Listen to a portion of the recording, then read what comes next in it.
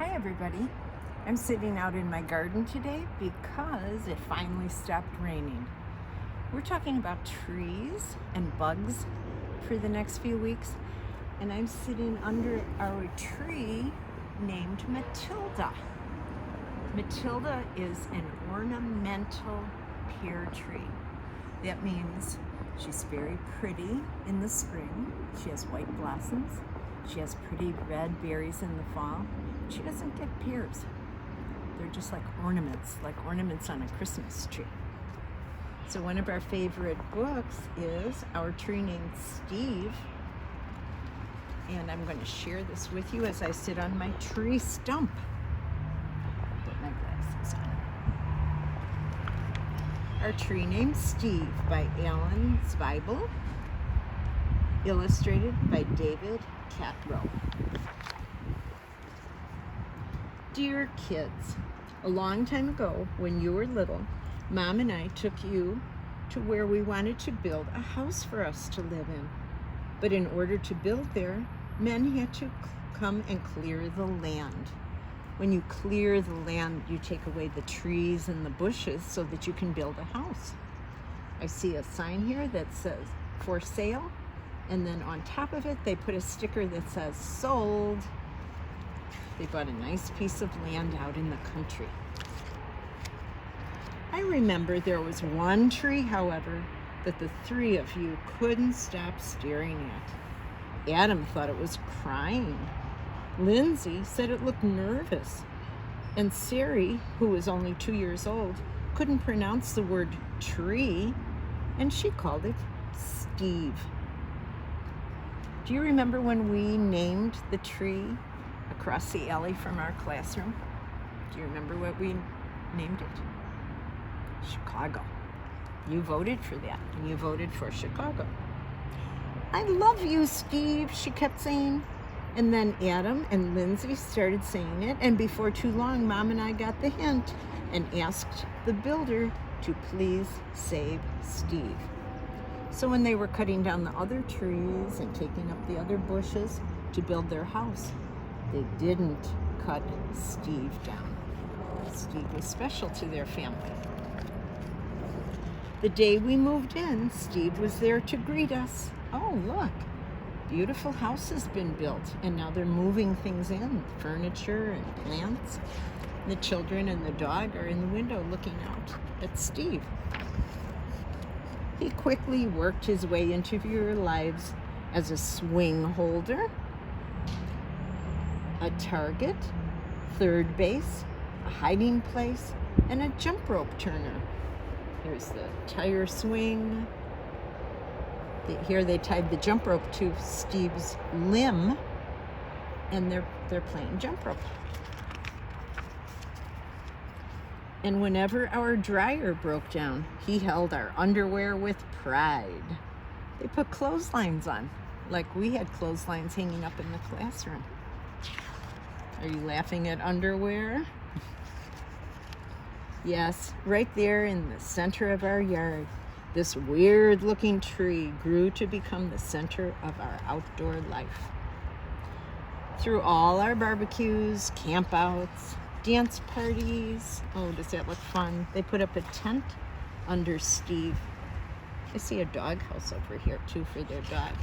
And the mom and dad are dancing outside under the lights. That looks fun. Or when Adam and Lindsay started getting crushes on the Simon kids next door, she adjusted to our every need. Ah, look, they're on the swings. Little baby's looking out the window. And the dog is playing with their neighbor's dog. They're sharing a stick. And it wasn't always easy standing tall through snowstorms in the winter. That looks fun, doesn't it? Look at all that snow. Or when Uncle Chester napped in the hammock, it couldn't possibly have been fun. Uncle Chester looks like he would be a heavy load. That's why they said it's probably not fun for Steve to have to hold that hammock.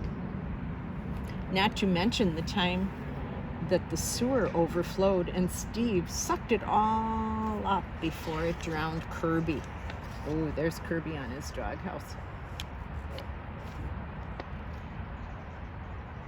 Then Steve got so sick that the tree doctor had to give Steve a haircut that made him look like a big thumb. He took in all that dirty water and it made some of his branches sick. Through the years, Mom and I have tried to show you, in a world filled with strangers, that peace comes with having things you can count on and a safe place to return to after a hard day or a long trip. Which brings me to the point of this letter. Last week, a storm hit our area. And though we spared Steve's life a long time ago, this time we couldn't save him.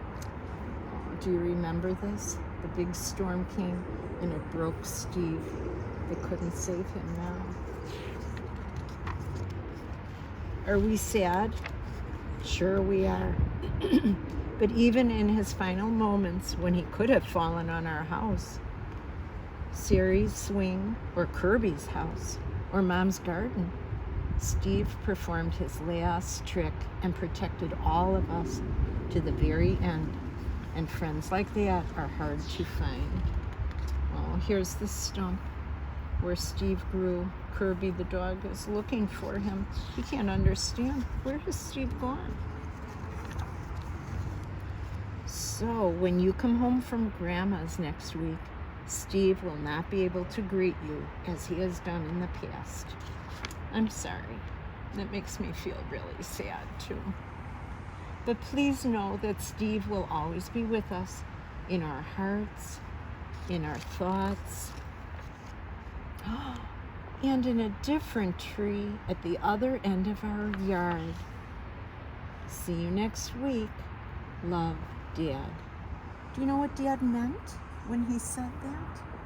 They took the wood from Steve and they built a beautiful tree house in the tree on the other side of the yard.